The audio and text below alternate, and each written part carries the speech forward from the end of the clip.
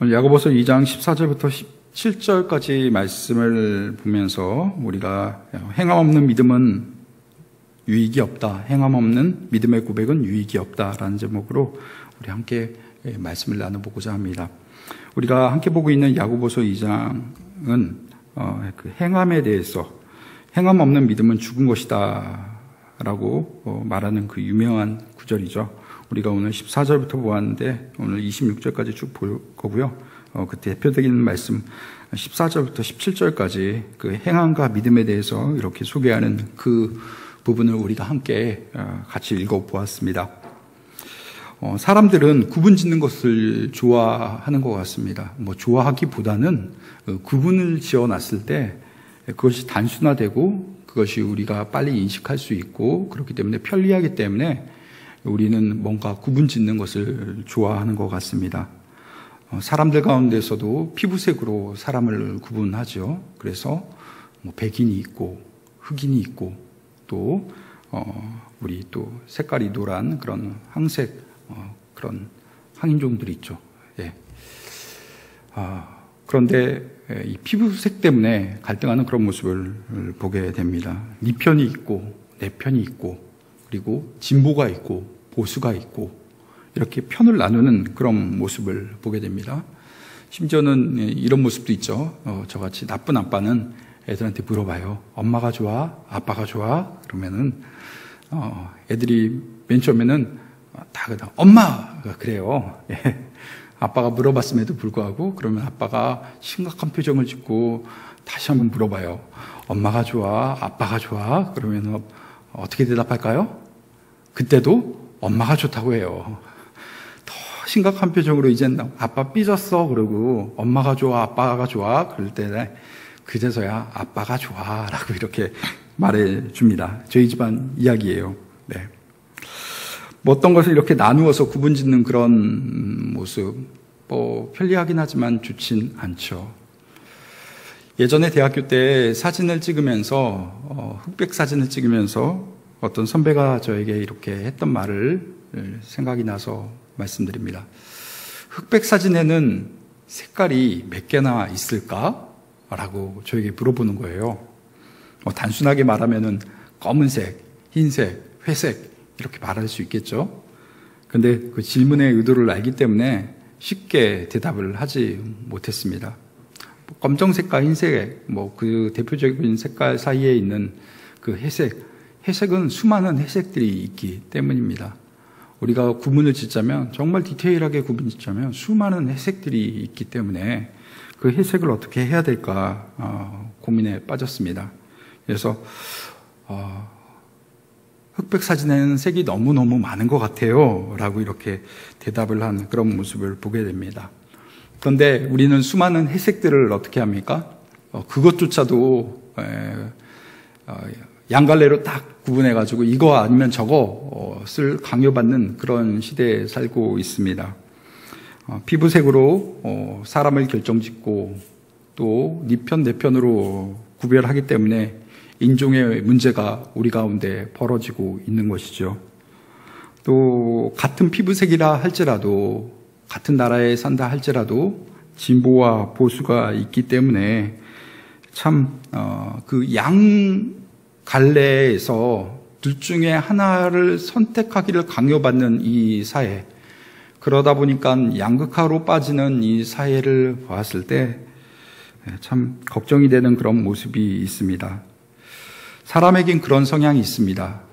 어떤 것을 이분화시켜가지고 이것 아니면 저것, yes 아니면 no, 이 둘 중에 하나를 선택하려 하는 그것을 강요받는 그런 모습이 예나 지금이나 계속 이어져 오고 있다는 것입니다.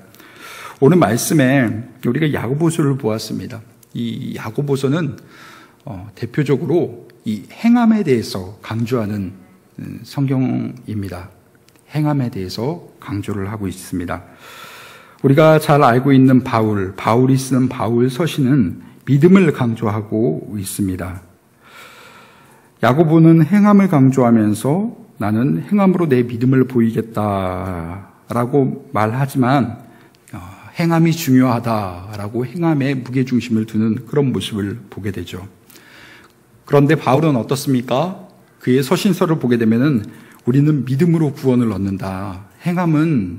행위는 구원의 조건이 아니다라고 말하고 있는 것이죠. 그렇기 때문에 믿음으로 우리는 구원받는 것이다라고 이렇게 말하고 있습니다. 사람들이 구원 문제를 접근할 때 행위와 믿음을 가지고 접근하게 됩니다. 내가 어떤 행동을 하였는가? 내가 선한 행동을 하였는가? 내가 덕이 되는 행동을 하였는가? 그렇게 된다면 내가 구원받을 수 있겠지라고 우리는 쉽게 그렇게 생각하곤 합니다. 그런데 그런 행위로 구원받는 것이 아니라 우리는 하나님을 믿는 믿음, 예수 그리스도를 믿는 그 믿음으로 우리가 구원을 받는다라는 그 메시지가 성경 안에 있기 때문에 이것은 어떻게 보면은 잘 어울리지 못하고 양극화로 빠지는, 둘 중에 하나는 선택을 해야 되고 둘 중에 하나는 버려야 되는 것 아닌가라는 그런 딜레마를 우리에게 제공하고 하는 것 같습니다.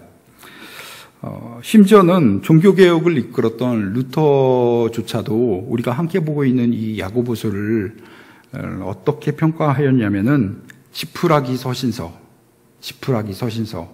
그러니까 그 가치가 지푸라기 정도밖에 되지 않는다라고 이렇게 말하고 있는 것이죠.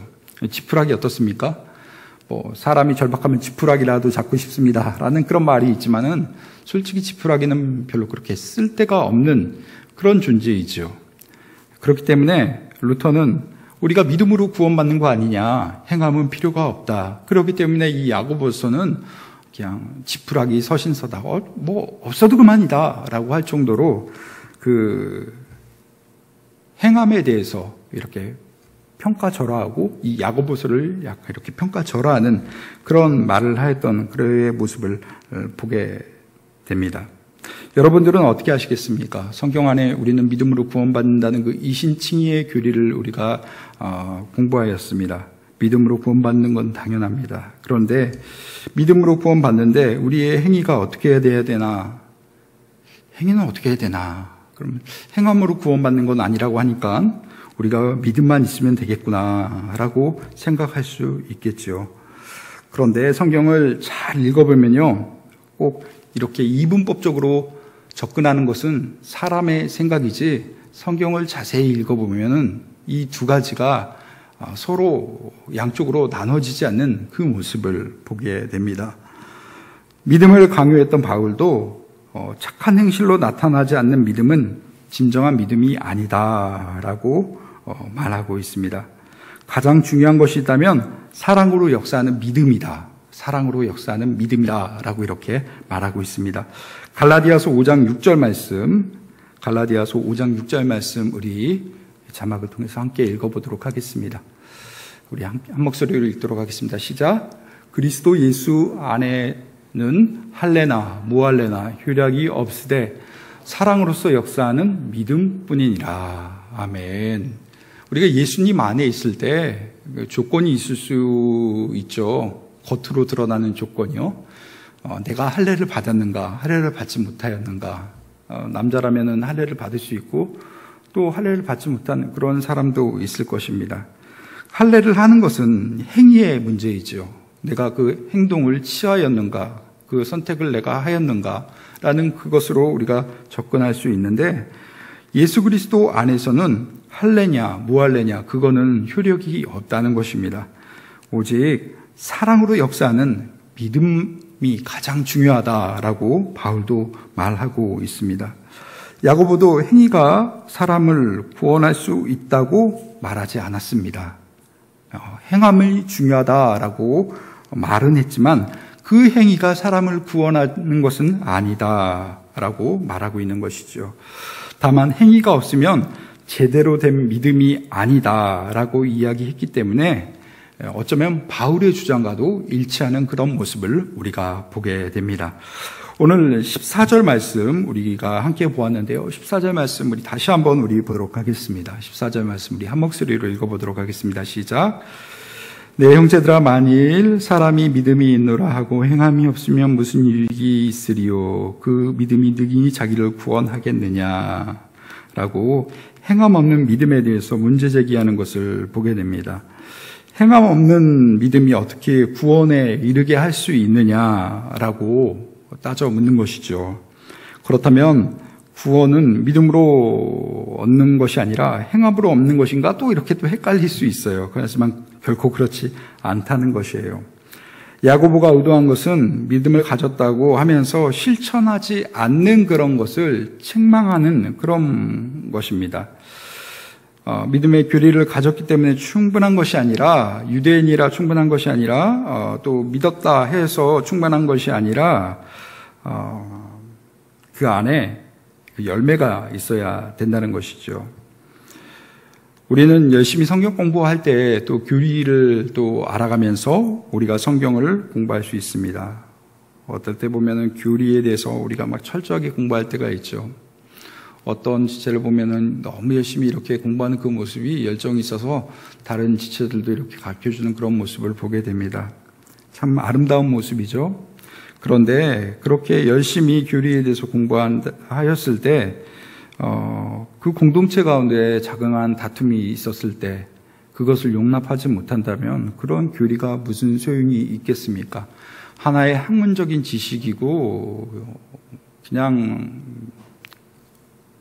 성문화된 그런 지식이지 그것이 삶으로 나타나지 않으면 그 지식이 어떻게 믿음이라고 말할 수 있겠습니까? 사랑의 교리, 용서의 교리가 그 교리 안에 분명히 담겨져 있는데도 불구하고 우리가 하나님은 이렇고 우리의 구원은 이렇고 우리의 용서는 이렇고 그것을 말하면서 진정한 사랑과 용서를 거론하지 않는다면은 그건 기독교 교리가 아니라는 것입니다. 그렇기 때문에 행함 없는 믿음은 문제가 있다는 것입니다. 우리는 본문 말씀 15절과 16절 말씀 우리 함께 읽어보도록 하겠습니다. 15절과 16절입니다. 시작. 만일 형제나 자매가 헐벗고 일용할 양식이 없는데 너희 중에 누구든지 그에게 이르되 평안히 가라, 덥게 하라, 배부르게 하라 하며 그 몸을 쓸 것을 주지 아니하면 무슨 유익이 있으리요? 라고 이렇게 기록되어 있죠. 너희들이 신앙생활하면서 정말로 어려운 사람, 그런 사람에게 너희들이 도움의 손길을 내밀지 않는다면, 또 물질이 없는 사람에게 나눔의 손길을 내밀지 않는다면 그것은 믿음이 아니라는 것이죠. 그런 행함 없는 믿음은 죽은 것이다 라고 말하고 있습니다. 그렇기 때문에 우리가 신앙생활하면서 정말로 내가 하나님만 바라보면서 내가 신앙생활 열심히 하면 되지라고 우리는 흔히 그렇게 착각할 수 있습니다. 하나님은 우리를 부르셨을 때 개개인으로 만나 주시기도 하지만 그거는 잠시 뿐이에요. 하나님은 우리를 만나 주실 때, 우리를 불러 주실 때, 우리를 불러 주시면서 우리에게 허락하신 것이 있는데 그것은 공동체라는 것입니다. 어쩌면 우리 교회 공동체, 우리 행복한 교회 공동체가 될 수 있겠고, 또 내가 또 사회에서 만나는 그 또 다른 무리와 함께 또 다른 공동체를 우리는 구성하고 있겠죠. 그런 공동체로 우리가 부름을 받았다는 것을 여러분 잊지 마시길 바랍니다. 그 공동체 가운데는 여러 사람이 있습니다. 그 여러 사람 가운데는 어려운 사람이 있고 힘든 지체, 헐벗은 지체, 굶주린 지체, 그런 지체들도 있을 수 있다는 것이에요. 그럴 때 그 공동체를 주님께서 무엇이라고 하셨습니까? 우리는 한 몸 이루는 그런 지체라고, 하나의 몸이라고 말씀하셨습니다. 그렇기 때문에 나의 몸 일부가 고통스러워했을 때 어떻습니까? 작은 상처가 났을 때 우리는 그 상처 때문에 우리 함께 괴로워하죠. 그렇습니다. 이것이 부름받은 지체들, 부름받은 사람, 그 구원의 사람들이 어떻게 나아가야 될지 명백하게 알려주는 것이죠. 어려운 지체들을 바라보면서 사랑으로 품고 한 마음으로 서로 교제하는 그런 아름다운 모습이 있어야 된다는 것입니다. 그것이 바로 믿음이라는 것이에요.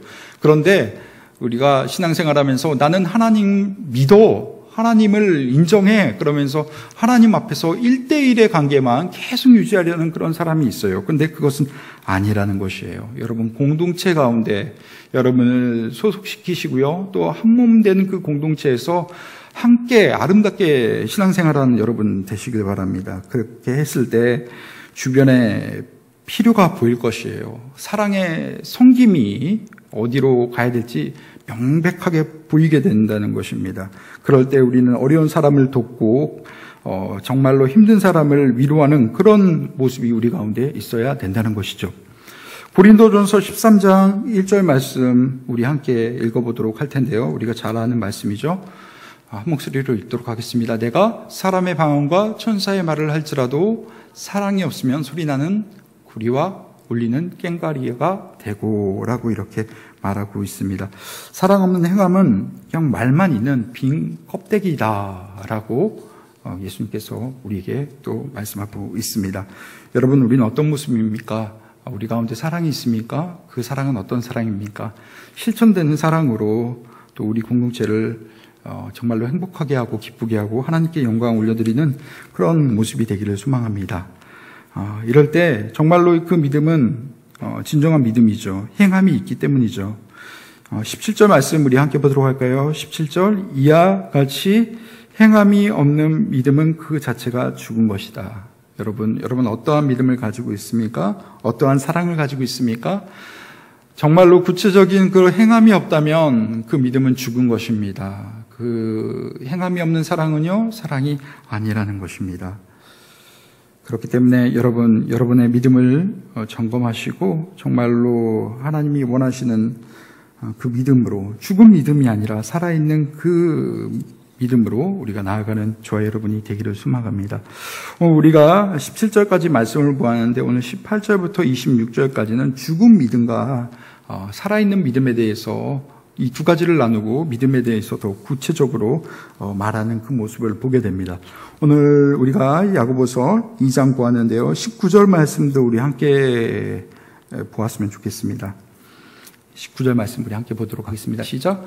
내가 하나님은 한 분이신 줄로 믿느냐 잘하는도다. 귀신도 믿고 떠느니라. 아멘. 이 죽은 믿음에 대해서 말하고 있죠. 이 죽은 믿음에 대해서 그 믿음은 그냥 명료하게 말한다면 지식적인 알미입니다. 하나님을 알고 있다는 것이에요. 그런데 하나님을 정말로 예배하고 하나님의 말씀에 순종하지 않는다는 것이에요. 고등학교 때 저희는 미션 스쿨이어가지고 좀 복음에 대해서 좀 자유롭게 말할 수 있는 그런 분위기였습니다.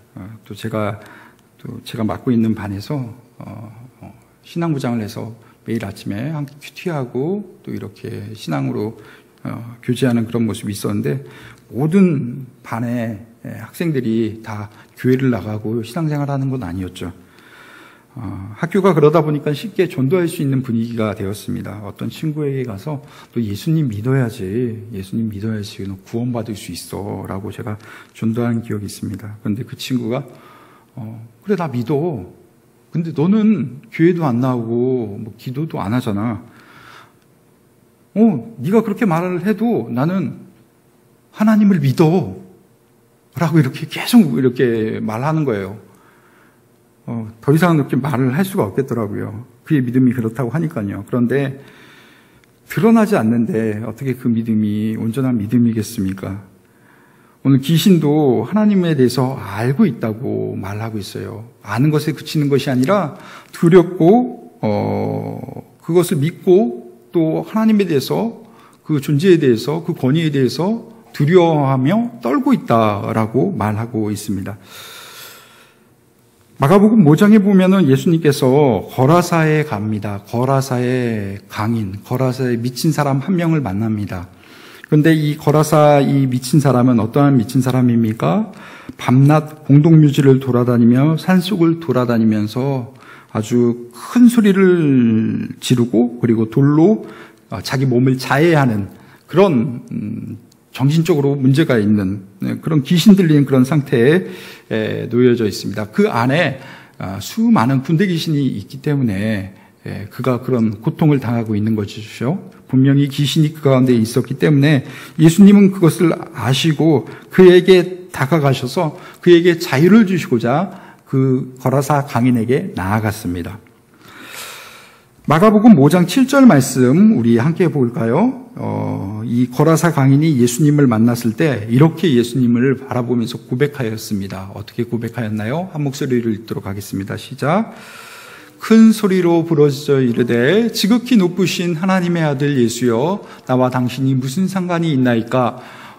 원하건대 하나님 앞에서 맹세하고 나를 괴롭히지 마옵소서 하니, 라고 이렇게 말하고 있습니다. 두렵고 떨고 있는 가운데 나를 괴롭게 하지 말아달라라고 말하는 그의 청을 우리가 볼 수 있습니다. 그런데 이 고백을 하면서, 이 부탁을 하면서 예수님을 어떻게 고백하고 있습니까? 지극히 높으신 하나님의 아들 예수여, 라고 이렇게 고백하고 있어요. 지극히 높으신 하나님의 아들 예수여. 당연한 얘기 같지만요, 주보면 엄청난 얘기입니다. 이 거라사 강인이 이렇게 고백했다는 것은 예수님이 누구인지 분명히 알고 있다는 것이죠. 이 당시 예수님이 활동하셨을 때 예수님 주변에는 성경을 아는, 말씀을 잘 아는, 율법을 잘 아는 그런 사람이 있었습니다. 예수님이 언제 태어날지 성경에 예언된 그 사실에 대해서 말했죠. 유대 베들레헴에서 나실 것이다 라고 이렇게 말하는 그 예언을 하면서 어떻게 했습니까? 그 정보를 가르쳐준 그 율법학자는 어떻게 됐습니까? 그 자리에 가지 않았어요. 메시아가 온다고 분명히 알고 있으면서도 그 자리에 가지 않았고요. 그리고 예수님이 활동할 때 수많은 서기관과 바리새인들이 있었어요. 그들은 율법에 종통한 사람이었어요. 율법을 철저하게 지키는 사람이었고요. 구약 성경에 능통한 사람이었어요. 구약 성경 안에는요, 분명히 예수님에 대해서 예언하는 그 메시지가 있거든요. 분명히 알고 있었습니다. 메시아에 대해서 알고 있었습니다. 그런데 그들 앞에 오신 그 메시아를 어떻게 하였습니까? 지극히 높으신 하나님의 아들 예수여 라고 고백했습니까? 아닙니다. 예수님이 하신 그 기적과 예수님이 가르쳐준 그 탁월한 그 지혜의 말씀을 들으면서 이 사람들은 예수님을 무시하였지 하나님의 아들 예수여 라고 그들은 고백하지 못했습니다. 어떻게 보면 이 마가복음 5장 7절에 거라사 강인의 이 고백은 엄청난 신앙 고백이죠. 어쩌면은 바리새인보다, 서기관보다 더 나은 신앙 고백을 예수님께 하고 있는 것입니다. 그런데 안타깝게 어떻습니까? 하나님의 아들 예수 그리스도요 라고 고백하면서 구원자 되신 그 예수님을 믿지 못하고 전적으로 신뢰하지 못하고 두려움에만 떠는 그 모습을 보게 됩니다. 실제로 정말로 믿었다면 어떻게 해야 될까요? 두려워 떨기도 해야 되지만은 그 인생의 소망을 걸어야 되겠죠. 나를 이 비극에서 건져내주실 분은 그가 마귀고 사탄이다 할지라도 주님 의지하면 구원받을 수 있지 않을까요? 그런데 그러지 않았다는 것이에요. 왜 그렇습니까? 그냥 머리로만, 관념적으로만 알고 있었기 때문이죠. 지식적으로만 동의하고 마음으로 동의하지 아니하고 전인격적으로 동의하지 않았다는 것입니다. 여러분의 믿음은 어떻습니까? 예수님을 알고만 있습니까? 물론 시작은 거기서부터 시작이 되죠. 그런데 여기서 머무는 그런 신앙이 아니라 여러분들 예수님을 알고 예수님을 믿는 그런 신앙 되길 주님의 이름으로 축원합니다. 그러기 위해서는 내가 전적으로 예수님을 믿고요, 나의 모든 것이 그것에 동의하고 따라가야 되는 것입니다. 전인격적으로요. 나의 삶조차도 그 믿음으로 말미암아 삶이 변화될 수밖에 없는 그 모습이 우리 가운데 나타나야 된다는 것입니다. 예수님은 열매로 나무를 안다라고 말씀하셨습니다. 마태복음 7장 19절 말씀 우리 함께 보도록 하겠습니다. 함께 읽겠습니다. 시작. 아름다운 열매를 맺지 아니하는 나무마다 찍혀 불에 던져지느니라. 아멘. 아름다운 열매를 맺지 못한 나무마다 찍혀 불에 던져지는 이유는 무엇입니까? 열매가 없기 때문이에요. 그 나무가 필요 없다는 것이죠. 심판한다는 것이죠. 그렇습니다. 우리의 그런 삶으로 드러나는 삶의 열매로 우리의 믿음을 알 수 있는 것입니다. 여러분 삶을 매일 점검해 보시길 바랍니다. 나는 오늘 어떻게 살았는가? 나는 어떻게 하나님을 인정하면서 살았는가? 나는 어떻게 하나님을 인정하고 믿음의 고백으로 내가 오늘 하루를 살았는지 그것을 매일 점검하는 여러분 되시길 주님의 이름으로 축원합니다. 오늘 말씀 후반절에 야고보서 후반에 보면은 믿음의 사람들에 대해서 쭉 나열하고 있죠. 먼저는 아브라함입니다. 아브라함은 하나님을 믿으니 이것을 그가 의로 여기셨다는 말씀이 이루어졌고 또 그는 하나님의 벗이 되었다는 그런 칭찬을 받았던 그런 인물이 바로 아브라함입니다. 아브라함, 믿음의 주상이고 믿음의 사람이었습니다. 그가 믿음의 사람이라는 걸 우리가 배워서 익숙한 말로 뵀지만 그의 삶을 봤을 때 그 믿음은 엄청난 믿음이었죠. 아들을 허락받았습니다. 그 전에 어떠한 말씀이 있었습니까? 아브라함에게 내가 명령할 곳으로 가라. 그리고 내가 너를 축복하겠고 내가 너의 자손을 하늘의 별처럼 바다의 모래처럼 이렇게 장성하게 또 풍성하게 축복할 것이다 라는 그 약속의 말씀이 있었죠. 하지만 실상 어떻습니까? 나의 자손들은 그럴 것이다 라는 그 말씀이 주어졌지만 실상 나에게는 아들 한 명조차도 없는, 어떻게 보면 양자를 구해야 되는 그런 모습으로 나아갈 수밖에 없었지요. 그래서 아들이 없는 아브라함은 어떻게 합니까? 인간적인 방법을 한때는 취하기도 하죠. 그래서 이스마엘이라는 그런 아들을 얻기도 하지만은 하나님은 이것에 대해서 부정하십니다. 믿음의 아들은 이 이스마엘이 아니라 하나님이 주시고자 하는 이 아들은 따로 있다는 것입니다. 그래서 그 아들을 언제 얻습니까? 아브라함이 100세일 때. 아브라함도 사라도 나이가 많아서 그 자손들을 희망할 수 없는 그 절박한, 그 소망 없는 그 상황에 하나님께서 역사하셔서 그 불가능한 상황 가운데 하나님이 그 약속을 성취하시는 그것을 볼 수 있습니다. 정말로 기적이지요. 100세 때 아들을 얻었다는 건 기적입니다. 그런데 더욱더 놀라운 믿음의 고백은 무엇입니까? 이 아들 이삭이 장성하였을 때 하나님께서 이 아들을 바치라고 아브라함에게 명령하십니다. 이 아들, 한 명밖에 없는 이 아들이 사라지게 되면 어떻습니까? 이 아들로 태어날 그 자손들은 다 사라지게 되는 것입니다. 그런데도 아브라함은 아들 이삭을 데리고 모리아산으로 올라가서 번제단을 쌓고 아들을 눕히고 이 아들을 번제로 드리려고 하는 그런 행위를 하게 되죠. 아들을 죽이려고 하는 그런 참 입에 담지 못할 그런 상황입니다. 그런데 히브리서에 보면 어떠한 고백이 있습니까? 아브라함은 이 아들이 내 손에 죽은다 할지라도 하나님께서 이 아들을 다시 살려내실 것이라는 그 믿음이 있었다는 것입니다. 하나님께서 불가능한 때 이 아들을 주셨기 때문에 하나님은 그 약속을 지키시는 그 하나님이기 때문에 하나님은 그 약속을 지키시기 때문에 내가 이 아들을 죽인다 할지라도 이 아들을 살려낼 것이다라는 그 믿음이 있었기 때문에 그가 그런 행위를 했다는 것이죠. 출애굽기를 보면은 홍해가 갈라지는 그 사건을 우리가 잘 알고 있습니다. 그 홍해가 갈라질 때 모세에게 지팡이를 들라고 말씀하십니다. 지팡이를 들고 나아가라고 말씀을 하시죠. 지팡이를 들면 어떻게 됩니까? 제가 지팡이 들면 어떤 일이 일어날까요? 아무 일도 일어나지 않아요. 사실 그 지팡이가 무슨 대단한 힘이 있겠습니까? 그런데 하나님께서는 모세에게 지팡이를 들고 나아가라라고 말씀하십니다. 아직 갈라지지 않는 그 바다를 바라보시면서 뒤에는 애굽의 군대가 쫓아오고 있는데 하나님께서 말씀하십니다. 홍해로 가라라고 말씀하십니다. 출애굽기 14장 15절 16절 말씀 우리 자막을 통해 함께 보도록 하겠습니다.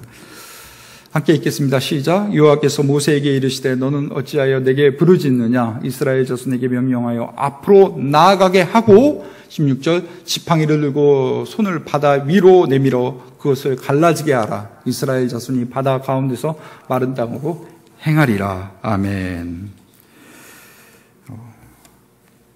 참 이해되지 못할 행동이죠. 이 지팡이를 들고 나아가라는 것입니다. 그 백성을 앞으로 나아가게 하라는 것이에요. 그런데 하나님께서 어떤 일을 벌이십니까? 물을 가르시고 그 젖은 땅을 마른 땅으로 변화시키는 놀라운 기적을 행하고 있는 것이죠. 믿음은 보지 않는 것을 행하는 것입니다. 여러분, 오늘 설교 다 딴 것은 잊어버리셔도 됩니다. 믿음은 보지 않는 것을 행하라고 우리에게 도전하신다는 것이에요. 그런데 어떻습니까? 우리 사람들은요, 하나님께서 또 나아가라 라고 하면 못 갑니다 라고 마지막까지 버팅겨요. 왜요? 물이 갈라지지 않았기 때문에. 만약에 물이 갈라지면 제가 가겠습니다 라고 다들 말을 할 것이에요. 그러면서 물이 갈라지게 하여 주시옵소서, 길을 만들어 주시옵소서, 우린 그렇게 기도해요. 그런데 하나님은 어떻게 하십니까? 갈라지기 전에 네가 나아가라. 갈라지기 전에 네가 나아가라 라는 것입니다. 우리는 본 다음에 행하고자 해요. 그런데 하나님은 보기 전에 믿음으로 나아가기를 소망하고 있다는 것이에요. 그렇기 때문에 모세에게 백성들에게 선포하라, 나아가라, 너는 지팡이를 들라 라고 말씀하신 것입니다. 예전에 이런 일이 한 번도 없었죠. 물이 갈라진 일도 없습니다. 지팡이를 들었을 때 그런 물이 갈라지는 그런 일이 일어나지 않았어요. 그런 경험이 없었어요. 그런데 이것을 하라고 합니다.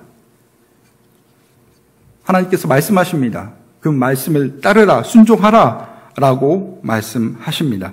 그렇게 하였을 때, 그들이 나아갔을 때, 모세가 지팡이를 들었을 때 그 강이 갈라지고 마른 땅이 되는 놀라운 기적을 보여주신 것이죠. 우리는 기적을 꿈꿉니다. 그런데 그 기적은 어떻습니까? 우리가 한 번도 보지 않았기 때문에 기적인 것이에요. 우리가 보았다면 그것은 기적이 아니에요. 그것이 우리에게 흔하게 벌어지는 그런 흔한 일이라면 그것은 기적이 아닙니다. 우리는 믿음으로 그런 것들을 바랍니다. 그런데 실상 어떻습니까? 그것들을 믿음으로 감당하지 못한다는 것입니다. 노아를 보면 어떻습니까? 노아에게 방주를 만들라라고 하나님은 말씀하셨습니다. 노아의 이 방주를 만드는 행동은 믿음의 행동이었습니다. 여러분 생각을 해보십시오. 비가 홍수가 된 적이 한 번도 없었습니다. 물이 범람한 적이 없습니다. 그런데 큰 배를 만들라고 하니 이거는 개념 자체가 없는 일이었어요. 배가 필요가 없는 그런 시대였고요. 배가 무슨 일에 쓰이는지 알 수 없는 그런 시대에 정말 알지 못하는 것을 만드는, 왜요? 하나님께서 그것을 명령하셨기 때문에 하나님의 명령을 받고 하나님을 믿기 때문에 방주를 만들었다는 것입니다. 노아가 방주를 만든 기간이 최소 100년에서 120년 정도의 시간이 걸렸다고 합니다. 120년 정도의 그런 기간을 믿음 안에 살아가면서 묵묵히 자기 일을 감당하였다는 것이죠. 방주를 만드는데 그냥 물가에서 만드는 것도 아니었습니다. 산꼭대기, 그 높은 곳에서 그 자재를 하나하나 옮기면서 그것을 하나하나 만들어가는 그 모습이 있었다는 것입니다. 하나님의 말씀을 듣고 믿었기 때문에 방주를 만들 수 있었던 것이에요. 우리가 방주를 만드는 거하고 노아가 방주를 만드는 거하고는 다른 것이에요. 우리는 방주를 보아서, 홍수를 보아서 그것에 동의하고 쉽게 접근할 수 있지만 노아는 그런 전제가 하나도 없었다는 것입니다. 아브라함은 오늘 말씀에 나오죠. 그 아브라함은 어떤 사람입니까? 그가 믿음의 사람이었다. 그가 하나님의 벗이었다라고 칭찬받는 그런 사람이었습니다. 그런데 아브라함은 갈 바를 알지 못한 그 상태에서, 내가 어디로 가야 될지 모르는 그 상태에서 믿음으로 그 길을 갔다는 것이에요. 히브리서 11장 8절 말씀 우리 함께 보도록 하겠습니다. 히브리서 11장 8절입니다.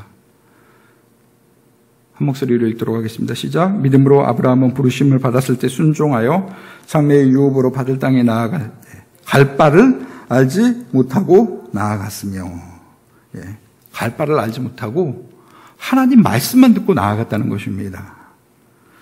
그렇습니다. 믿음은 먼저 가서 나중에 경험하는 것이 믿음의 삶입니다. 그런데 우리는 어떻습니까? 우리는 보고 나중에 가려고 하죠. 다 경험한 다음에 뭔가 제대로 된 세팅이 된 상태에서 우리는 나아가려고 하죠. 그런데 믿음은요, 먼저 보고 나중에 경험하는 것이에요. 요한복음 11장에 보면 예수님께서 나사로를 살리신 그 이야기가 나옵니다. 죽은 나사로. 어떻게 보면 빨리 가면은 죽지 않은 그 상태에서 예수님이 기도해 주셔서 치료해 주실 수 있습니다. 근데 그를 죽은 그 상태에서 만나 주셨습니다. 왜 그러셨는지 참 이해가 안 가는 그런 부분이기도 합니다. 그런데 예수님께서 분명히 말씀하십니다. 요한복음 11장 42절입니다. 요한복음 11장 42절입니다. 함께 읽겠습니다. 시작. 항상 내 말을 들으시는 줄을 내가 아나이다. 그러나 이 말씀을 하신 것은 들으신 것을 무리를 위함입니다. 곧 아버지께서 나를 보내신 것은 그들로 믿게 하려 함이니라. 예. 그들을 믿게 하려 하기 위해서 하나님이 이해 못하는 그런 것을 예수님은 보이신 것이죠. 바로 가서 고쳐주면은 죽지 않았을 텐데 그들에게 이것을 보여주시면서 믿게 하려 하시려고. 믿으면 어떻게 됩니까? 하나님의 영광을 보게 된다는 것입니다. 믿으면 보게 되는 것이에요. 경험하게 되는 것이에요. 홍해가 갈라지게 되는 것입니다.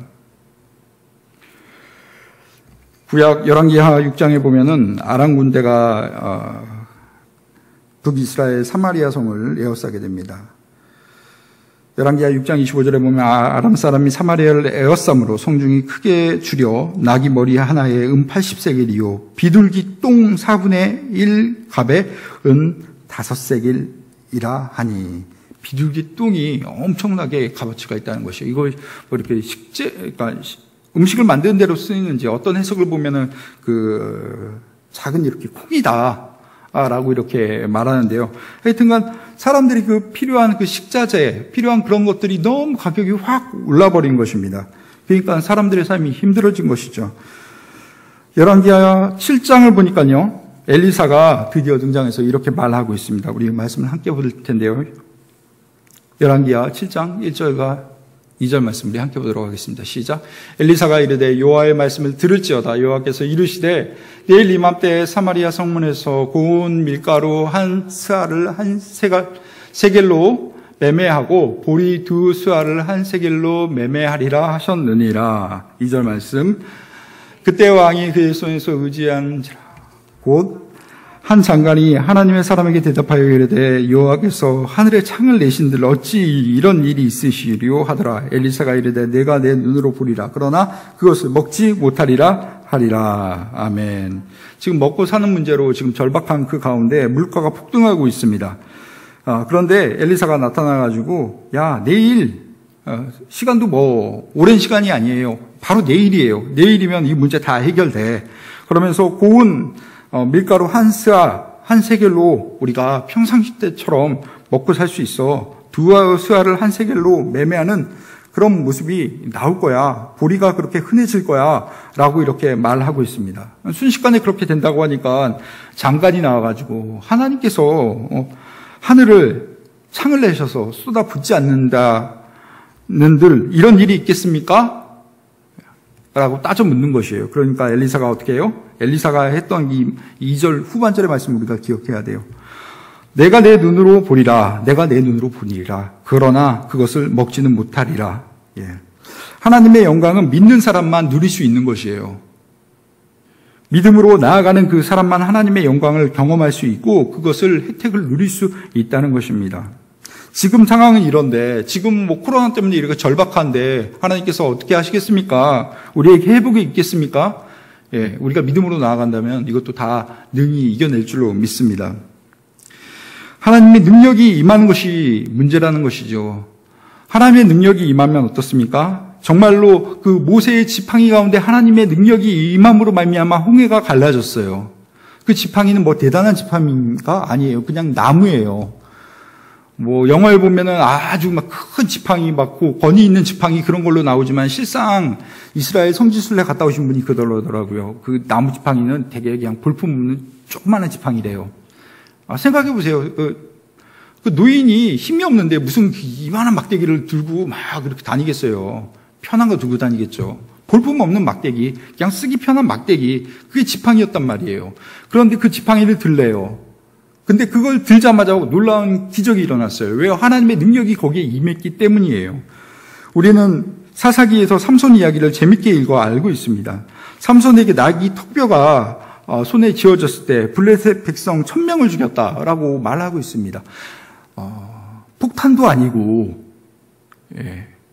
기관총도 아니고 근데 단순한 낙이 특별하는 것이에요. 그런데 그것이 어떻게 사람을 1000명을 죽입니까? 그 가운데 하나님의 능력이 임했기 때문입니다. 우리는 다윗과 골리앗 이야기를 잘 알고 있습니다. 다윗이 물맷돌로 골리앗을 쓰러뜨렸습니다. 단순한 돌멩이였습니다. 그런데 왜 골리앗이 쓰러졌습니까? 그 돌멩이 가운데 하나님의 능력이 임했기 때문입니다. 하나님의 능력은 언제 임합니까? 믿음으로 선포하고 믿음으로 나아가는 사람에게 하나님의 능력이 임하는 것을 여러분 꼭 기억하시길 바랍니다. 여러분에게도 하나님의 능력이 임하기를 주님의 이름으로 축원합니다. 그리하여서 믿음으로 나아갔을 때, 말씀 붙잡고 나아갔을 때, 내 믿음이 아니라 하나님 말씀 붙잡고 나아갈 때 하나님의 능력이 여러분의 삶 가운데 함께 하신다는 것이에요. 내가 무작정 믿고 정말로 하나님의 일이라고 내 생각대로 나아가는 것이 아니라 하나님 말씀이 우리에게 무엇을 말하는지, 하나님이 나에게 어떠한 음성으로 나한테 소명을 주시는지 그것을 붙잡고 나아가야 된다는 것이에요. 여러분의 신념을 가지고 믿음이라고 착각하지 마시고요. 하나님의 음성을 듣고 하나님의 부르심을 받고 그것에 순종하는 여러분 되시길 바랍니다. 그렇기 때문에 매일매일 하나님 말씀 묵상해야 되는 것이에요. 하나님 말씀 봐야 되는 것이에요. 의무적으로 일주일에 한 번 나와서 내 믿음은 이렇습니다 라고 고백하는 그런 믿음 아니라 정말로 매일매일 살아가면서 하나님의 말씀을 듣고 그 하나님은 나에게 무엇을 요구하시는지, 그것을 내가 어떻게 믿음으로 감당해야 되는지 그것을 생각하면서 살아갈 때 하나님의 능력이 우리에게 임한다는 것입니다. 문제는 나에게 믿음이 있느냐는 거예요. 나에게 하나님의 능력이 있냐는 것이에요. 여러분, 행함 있는 믿음으로 하나님께 나아가시길 주님의 이름으로 축원합니다. 온전한 믿음으로 나아가시길 주님의 이름으로 축원합니다. 그럴 때 여러분의 삶 가운데 하나님의 능력이 임할 줄로 믿습니다. 기도하도록 하겠습니다.